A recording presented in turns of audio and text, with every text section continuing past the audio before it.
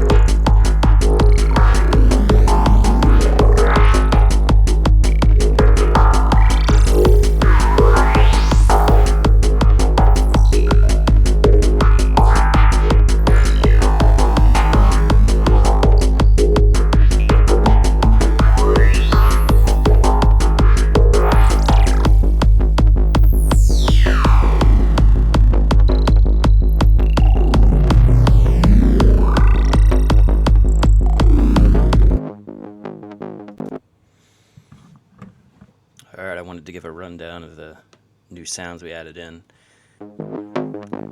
just kind of adds more filler in for the bass. So that's the same pattern as the bass line.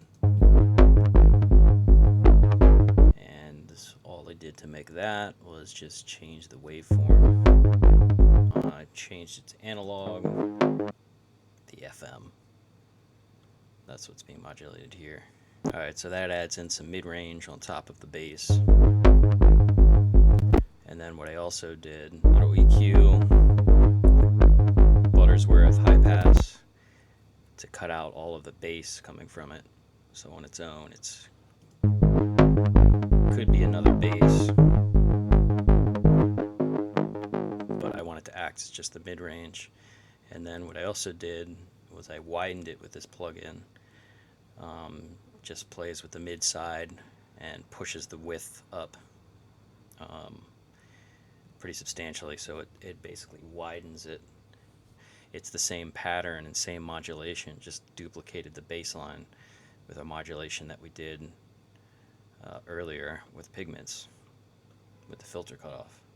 That just adds a whole another layer to the bass. The other sound is this Sylenth.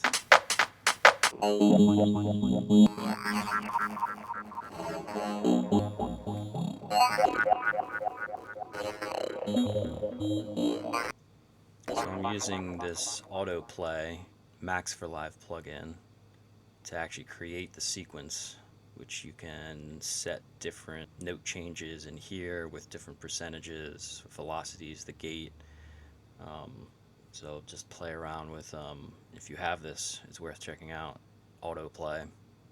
And I'm using just these MIDI notes and then altering it with these to kind of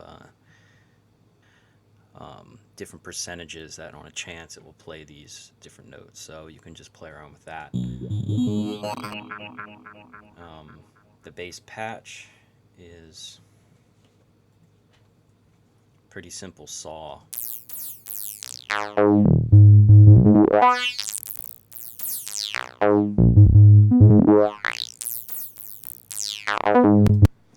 Saw wave with a triangle wave in there, added the voices with detune, kind of widens it out. It's a simple bandpass filter on. What's really modulating them is these two LFOs when they cut off in the resonance, and they're set to free.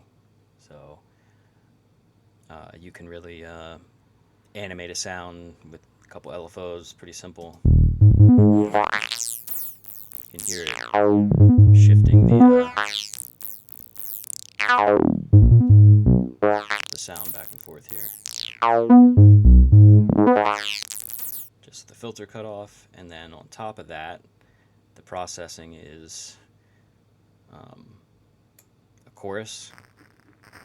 Let's see what these are.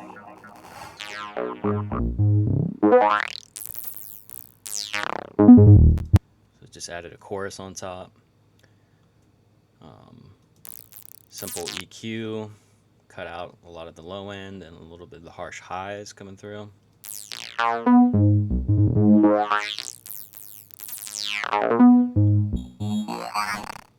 And this Arturia, and it's just a filter, but it really animates the sound in different ways. It's sample and hold with push resonances, and what's really, it's randomizing the filter cutoffs with both, and the modulation oscillator, which is adding in this high rate, kind of like an FM on the filter. And you can hear the bit crush in there. It's the high rate LFO and FM.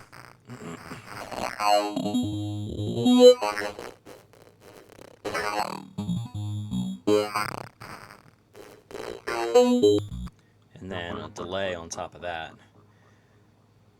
which 8th note dotted, classic with a lot of feedback. And these are all new plugins from Arturia that I've been playing with.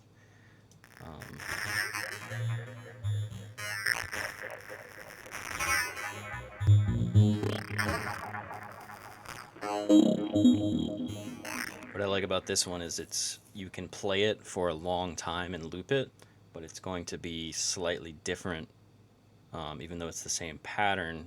Well, the pattern's even changing too, so the notes are slightly changing every now and again, but more of the LFOs are free. So the patterns will kind of converge in different ways on the LFOs. The shape of the LFO, the signs will kind of, because they're free, they're not locked to the a quarter or eighth note, 16th note. They're just freely, they're going right now. Like this LFO is moving right now, and it doesn't reset. It just keeps on going. So you can loop it for a long time, and it keeps the sound interesting.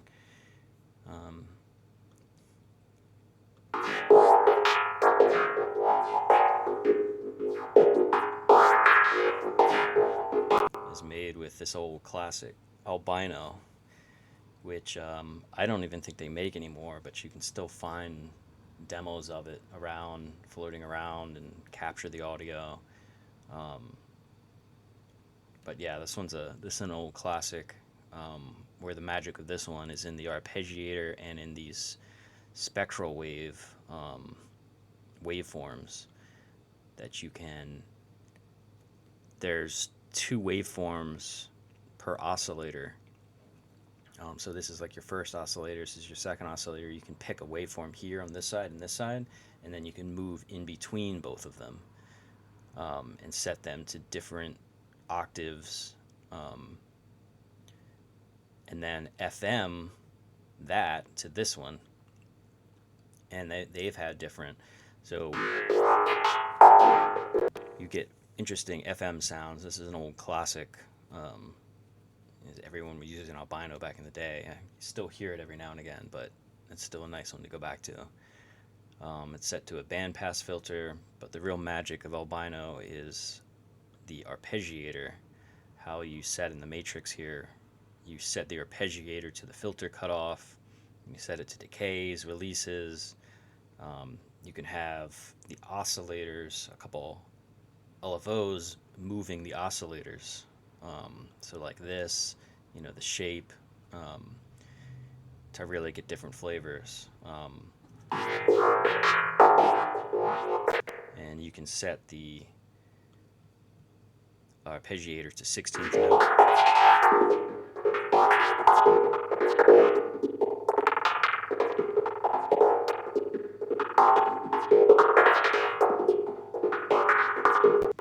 And each one of these is a value that you can tie together so it plays elongated, or you can turn it off. And each one of them can correspond, and when you set it to the matrix, so each one of these is a different filter position, or a different release note position, or a different note of where this is going, in between these two, so you're really adding a lot of texture. And then these saturation formulas are nice.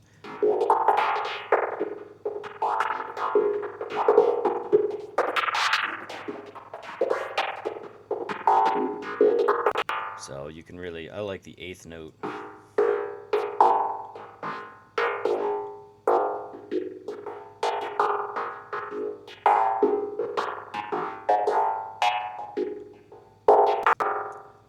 So yeah, that's Albino. We got, and then shaper box here.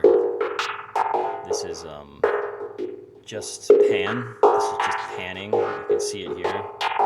Left, right, center, left, right, based on this.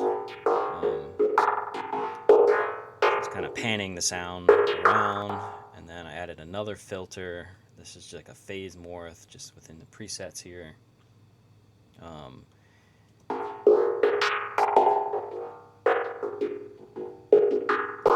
Kind of with a filter, you're adding in phase, and then another filter, which is another kind of phase. So again, it's just using plugins and filters to act as kind of a more textured effect on top of everything. Delay, but it's more just a reverb, small hall reverb preset. So there's nothing wrong with using presets. Just go in and, if it's a custom sound you're making, you're really just adding a texture with the preset. If it doesn't quite fit, you can always pick another one, or you go in and customize and change it to get something you like. So I just wanted a reverb tail on the end of this, but I'm using a delay to achieve that.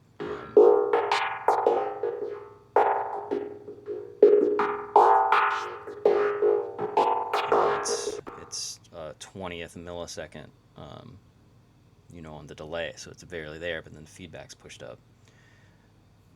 This is kind of interesting. I'm using the vocoder from this Percussion 1, so when it plays, it acts as a carrier channel.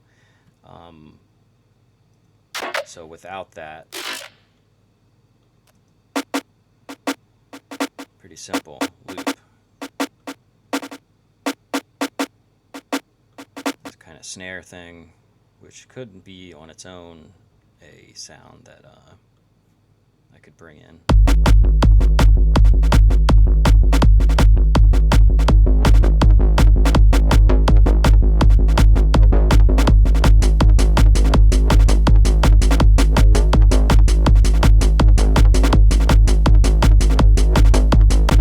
But I'm actually changing it quite a lot, again, with effects to... So I have the vocoder, which adds in a lot of high snap. I'll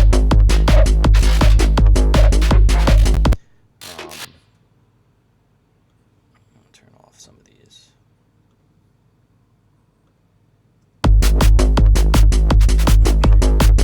So the vocoder is adding in a lot of basically kind of white noise.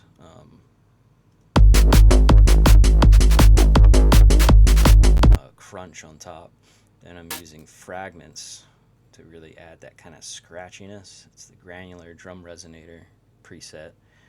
And I think I just played around with density and the pitch until I liked.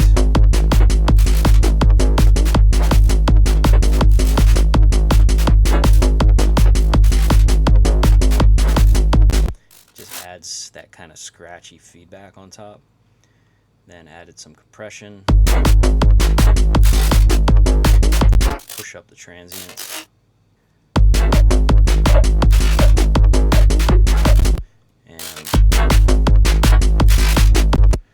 you know, I could go in stages with a lot of these sounds and turn as the track progresses, I can add in these sounds, these plugins individually, you know, depending on how drastic it changes.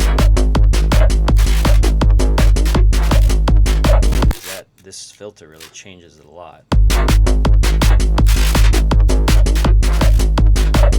But it kind of tames down some of that scratchiness, but it's still there.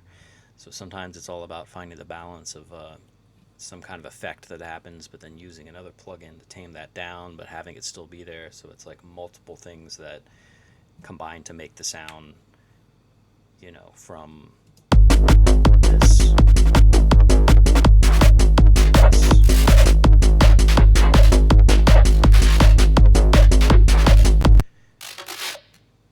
And this is a spring reverb, but pretty dry actually, with the decay and width down. It's really just acting as a preamp to change the flavor of the sound again.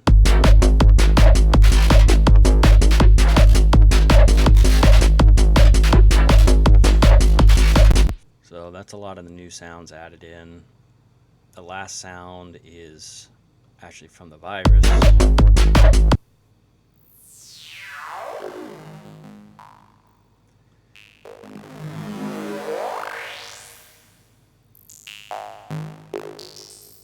Which I've been using the Aura plugins. So if you have a Virus TI, and used to use the plugin and have updated, or you have an M1 Mac or anything past Catalina, I think, I updated to Big Sur, and unfortunately the Access Music plugin doesn't work anymore on this operating system. And I don't know what Access Music's deal is with not making it compatible, or what's up there, but this third-party company, Aura Plugins, actually created an editor that replaces that, so you can use it on newer Macs with a newer operating system. PCs, I'm pretty sure, don't have this issue, so if you're on PC, it's not a big deal. You can use the classic Virus TI plugin. But this more or less does the same job. It's not as, you can't see the waveforms. You kind of have to just select them and then go through the wave index. It doesn't show you. So everything's still here. It's just different. So you can use this. For this sound, here, it's a standard squelch with the LFOs modulating the filter cutoff and the pitch. I think since then I don't have that patch up, but the patch is basically a very simple patch. Actually, it's just a saw wave with the LFO on oscillator 1 pitch and another LFO at a different rate on the filter cutoff. So it's just your standard squelch where you're moving the LFOs. It's on a bandpass filter usually. The bandpass is moving up or down. It actually might be a high pass or bandpass, and you're moving the LFO pitch with one, and another LFO is controlling the filter cutoff, and they're kind of converging like that, and that's where you get the kind of squelch sound. And then what really adds on top is the this comb filter. This comb filter really adds in that extra spice on top.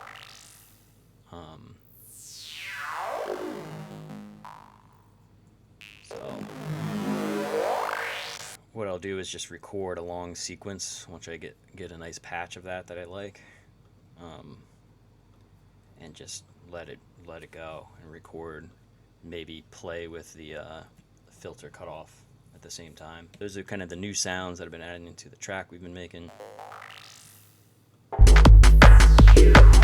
And then what I've done is sequenced it in such a way in this mode that's not even arrangement. This is session mode, but this is like if I were to be playing this live, this is how I would kind of be playing it.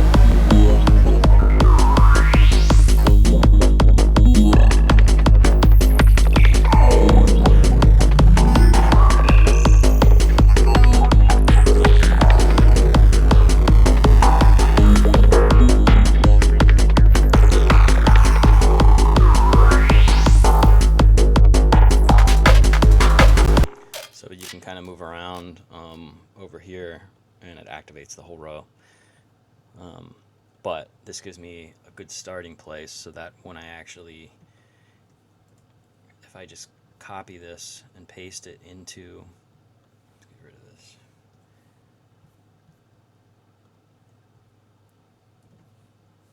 You can kind of see I have it kind of starting to be sequenced. I still need to play with the loop lengths here so that they all match up, but the whole idea is so that I have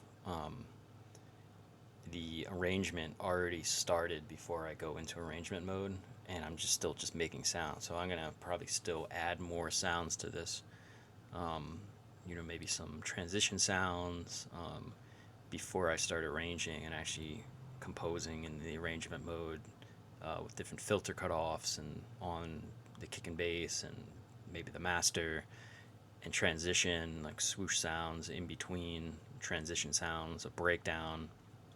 So like right here,